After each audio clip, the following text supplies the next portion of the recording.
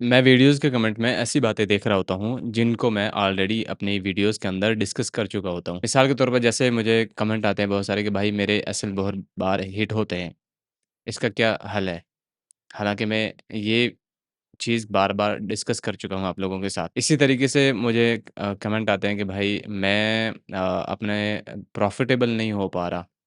मैं ट्रेड तो करता हूँ, काफ़ी दिनों से ट्रेड कर रहा हूँ, साल 2 साल हो गया, एक्सपीरियंस भी अच्छा है, लेकिन फिर भी मैं प्रॉफ़िट नहीं जनरेट कर पा रहा। उसके लिए मैं देखो मेरी वीडियोज़ का ना एक रूटीन होता है। मैंने अपना एक वो स्ट्रक्चर बना के रखा हुआ है कि मैं पहले जो ट्रेडर की मैं खुद ट्रेडर हूँ, ठीक है? मुझे पता है कौन-कौन सी चीज़ें सामने आती हैं, कौन-कौन से मसले दरकार होते हैं।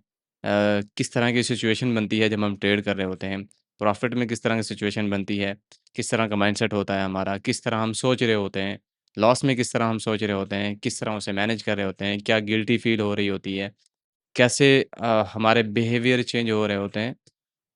बहुत कुछ है।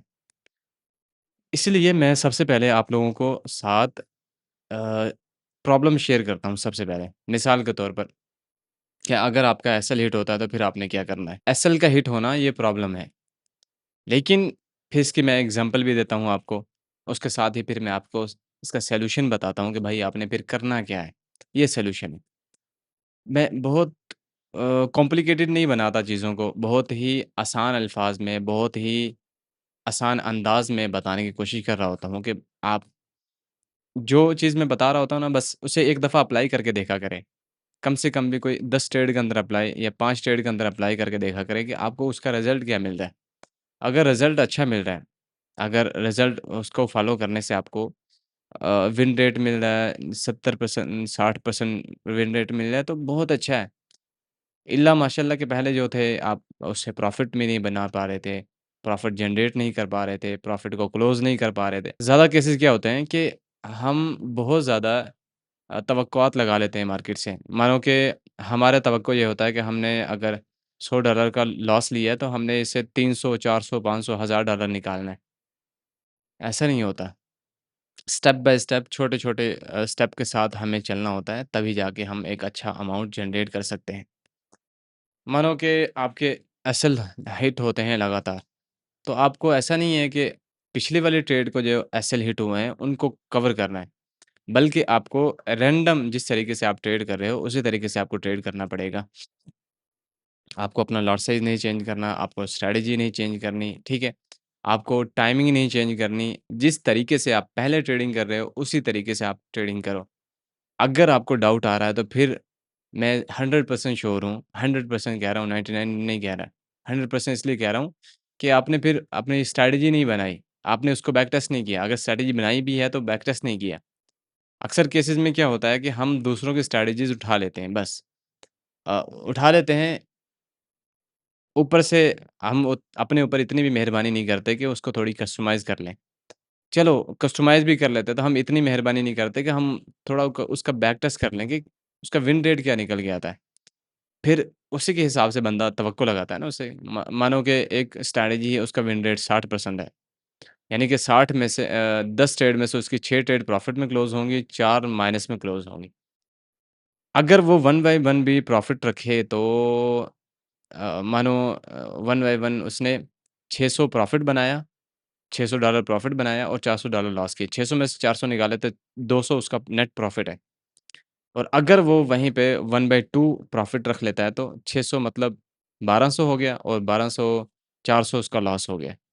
400 लॉस 12 में से 400 निकाले कितने रह गए बकाया? 800। क्या ये थोड़ा है? अगर ये चीज़ें हम समझ के करेंगे ना तो दिक्कत नहीं है। बकाया दिक्कत तब आती है जब हम चीज़ों को समझते नहीं हैं, चीज़ों को आइडेंटिफ़ाई नहीं करते, चीज़ों को कस्टमाइज़ नहीं करते, चीज़ों को अपने लिए जनरेट नहीं करते।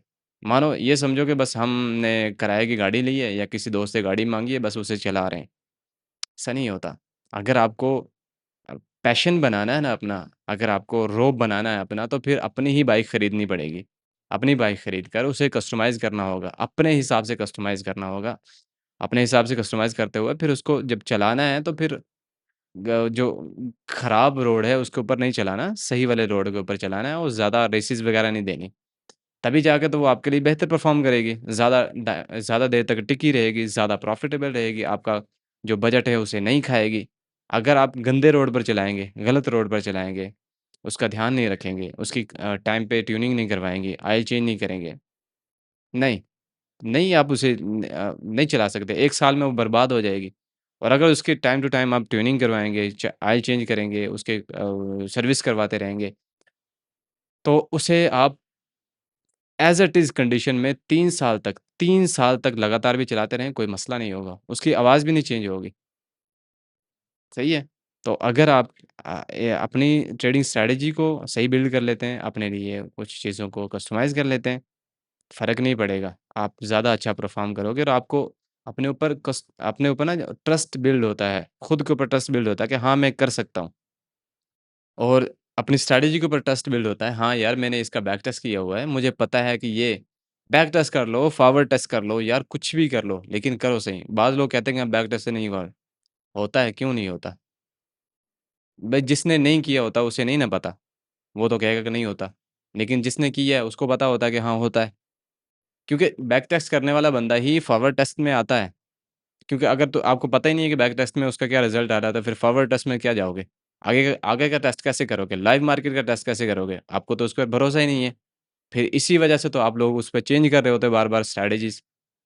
बकाया ये ये बातें आपके लिए नहीं है, ये क्रिएटर लोगों के लिए है कि यार ऐसी बातें नहीं किया करो, इससे फ़ायदा नहीं होता।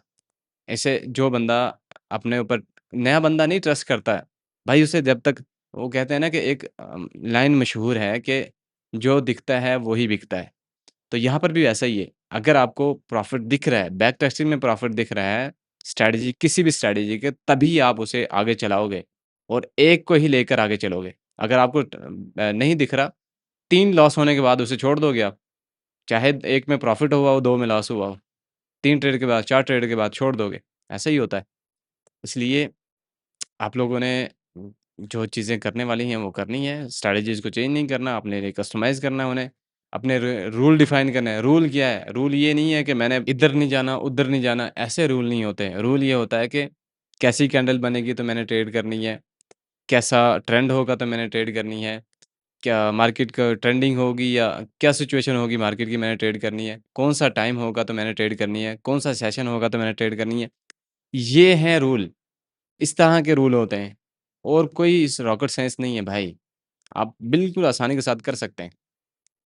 उम्मीद है ये बातें आपको समझ में आएँ और आप देखो भाई हर बात सुननी चाहिए आपको, हर किसी की बात सुननी चाहिए लेकिन कुछ अपनी भी मान लिया करो।